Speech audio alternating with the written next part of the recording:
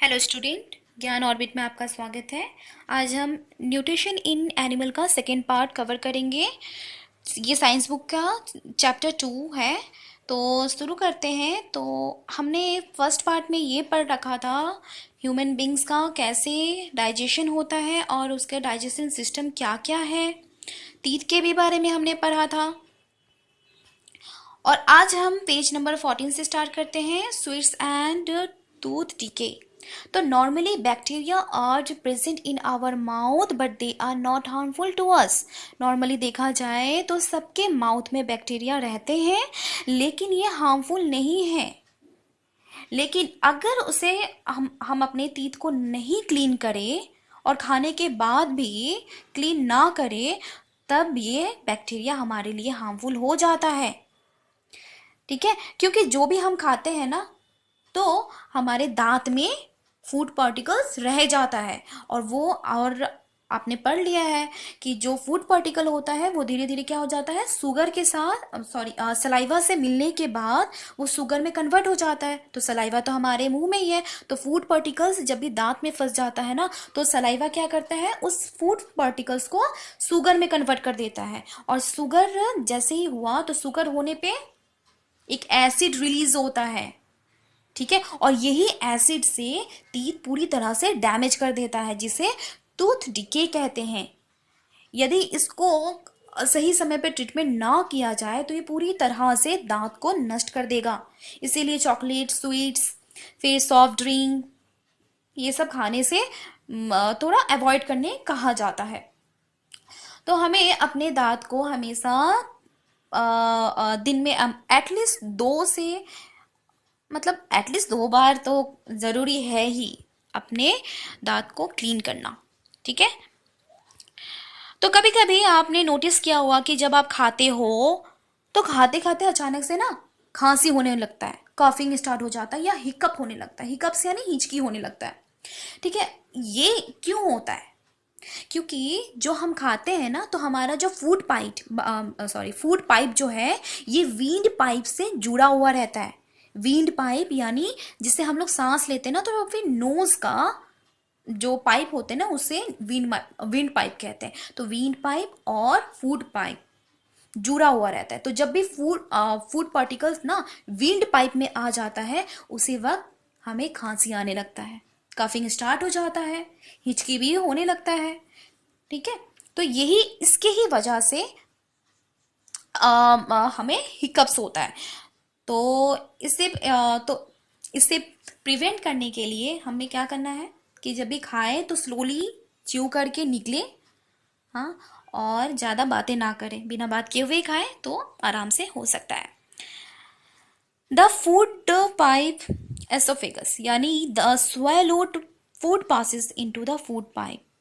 जो हम निगलते हैं फूड वो फूड पाइप से होकर नीचे की तरफ जाता है, जिसे एसोफेगस भी कहते हैं।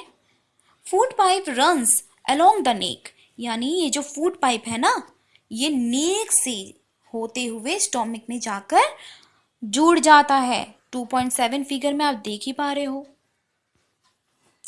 ठीक है, food is pushed down by movement of the wall of the food pipe, यानी जो फूड पाइप है ना, फूड पाइप का जो वॉल है वो फूड को पुश करता है, वो नीचे जाने के लिए पुश करता है।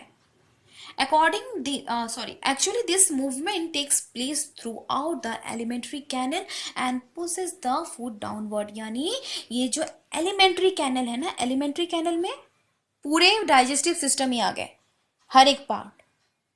ठीक है ना, स्टोमिक, स्मॉल इंटेस्टाइन, ये सब मिलकर टुगेदर एक जो पार्ट बनते हैं उसे एलिमेंट्री कैनल कहते हैं। तो इसमें सिर्फ एक ऐसा ही फूड पाइप है जो फूड को पुश करता है नीचे की तरफ।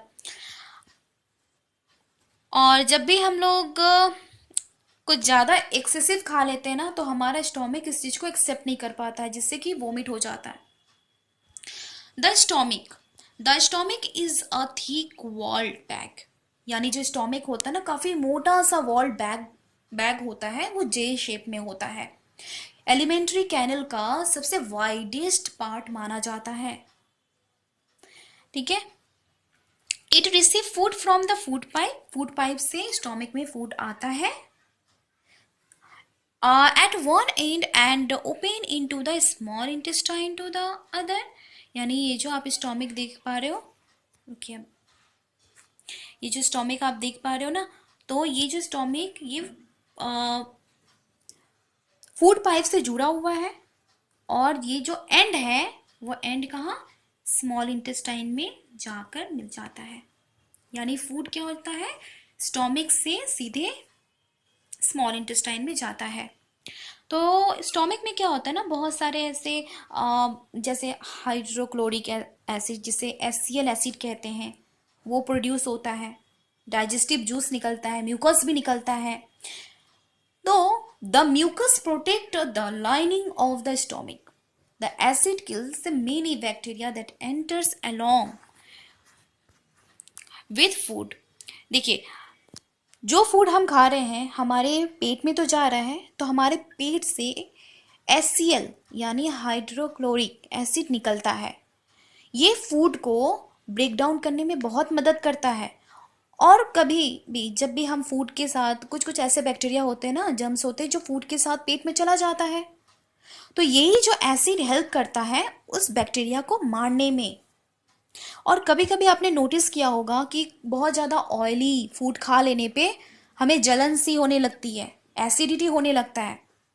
वो इस वजह से होता है क्योंकि HCl जो हाइड्रोक्लोरिक एसिड है ना, वो हमारे पेट में बहुत ज़्यादा ही प्रोड्यूस हो जाता है और जिस वजह से एसिडिटी होने लगता है।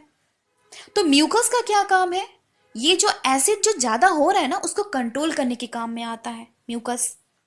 ये आप आगे क्लास में और पढ़ोगे इसके बारे में।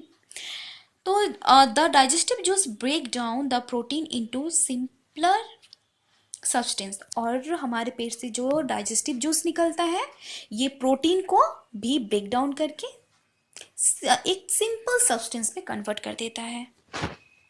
ठीक है।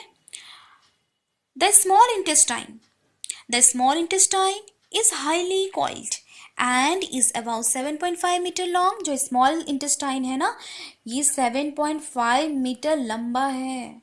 सोचिए ये इतना लंबा है। It received secretion from the liver and the pancreas। यानी लीवर और पैनक्रीज से एक टाइप का ना जूस निकलता है। यही जूस कौन लेता है, स्मॉल इंटेस्टाइन लेता है। तो देखिए, liver is a reddish brown gland. जो लीवर है ना रेडियस कलर का होता है, ब्राउन ग्लैंड होता है जो एब्डोमेन यानी स्टोमिक जो है एब्डोमेन के राइट साइड में होता है। ये हमारे बॉडी का सबसे लार्जेस्ट ग्लैंड माना जाता है। It secrete bile juice that is stored in a sac called the gall bladder। यानी क्या होता है कि लीवर से एक बाइल जूस निकलता है, ठीक है, और ये बाइल जूस कहाँ पे स्टोर होता है, एक सैक में स्टोर होता है जिसे गॉल ब्लेडर कहते हैं। द बाइल प्लेस, देखिए बाइल अब क्यों जरूरी है, क्योंकि बाइल क्या, जो भी फैट खाते हैं ना, जैसे बहुत ज़्यादा स्ट्रॉन्ग चीज़ खा लेते हैं, जैसे रेड मीट खा लिए, चिकन खा लिए, ठीक है ना, तो इन सब को पूरी तरह से डाइजेस्ट करने में अपना रोल निभाता है। The pancreas is the large cream colour gland located just below the stomach. यानी स्टोमिक के जस्ट नीचे में पैनक्रियास लोकेटेड रहता है। ये pancreas, the pancreas juice act on carbohydrate, fat and protein and change them into simpler form। अब देखिए pancreas juice का क्या इम्पॉर्टेंट है। तो पैनक्रियाटिक जूस जो होता है ना, ये कार्बोहाइड्रेट, फैट, प्रोटीन इन सब को चेंज करके सिंपलर फॉर्म में बदलता है, यानी उसका ब्रेक डाउन करता है, सबको तोड़ता है। ठीक है। The partially digested food now reach the lower part of the small intestine। फिर क्या होता है कि जो फूड हम लोग खाते हैं ना, तो वो धीरे धीरे स्मॉल इंटेस्टाइन से के लोअर पार्ट में पहुंच जाता है। Carbohydrate get broken into simple sugar, और इसी वक्त क्या होता है कि कार्बोहाइड्रेट बिल्कुल से सिंपल शुगर में ब्रोक डाउन होकर वो हमारे बॉडी को क्या देता है, ग्लूकोज। ठीक है, ग्लूकोज देता है। फैट जब ब्रेक डाउन होता है तो फैट से फैटी एसिड प्रोड्यूस होता है, ग्लाइसरॉल प्रोड्यूस होता है। और प्रोटीन, प्रोटीन जब ब्रेक डाउन होता है तो वो एमिनो एसिड में चेंज हो जाता है। मतलब हमारे बॉडी को इतने सब चीज प्रोवाइड किया जा रहा है। ठीक है, अब हम ये थोड़ा पढ़ लेते हैं। The working of the stomach was discovered by a strange ancient. यानी देखिए, स्टोमिक में इतने कुछ काम होता है, ये बहुत पहले ही डिस्कवर हुआ है। 1822 में ऐसा हुआ था ना कि एक मैन था जिसका नाम एलेक्सिस सेंट मार्टिन था, जिसे किसी ने गन से शॉट किया था और वो बुले उसके चेस्ट में ही लगा था, उसके स्टोमिक में लगा था, और जिस वजह से चेस्ट वॉल ना पूरी तरह से डैमेज हो गया था और स्टोमिक में भी थोड़ा होल आ गया था। तो अमेरिकन डॉक्टर जिसका नाम विलियम ब्यूमोंट था, ठीक है ना, the doctor save the patient, यानी डॉक्टर ने इस पेशेंट को सेव कर लिया, पर उसके जो पेट में होल था वो पूरी तरह से रिकवर नहीं हो पाया।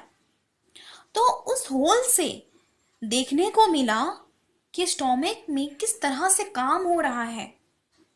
ये मतलब सब चीज उस वक्त समझ आया कि स्टोमिक से कुछ एक लिक्विड सा निकल रहा है जो फूड को डाइजेस्ट करने में हेल्प कर दे रहा है। ठीक है, तो इस वजह से ही हमें पता चला कि फूड में इतना स्टोमिक में इतने सारे एक्टिविटीज होते हैं। तो आज के लिए इतना ही रखते हैं, मिलते हैं नेक्स्ट पार्ट में। Thank you.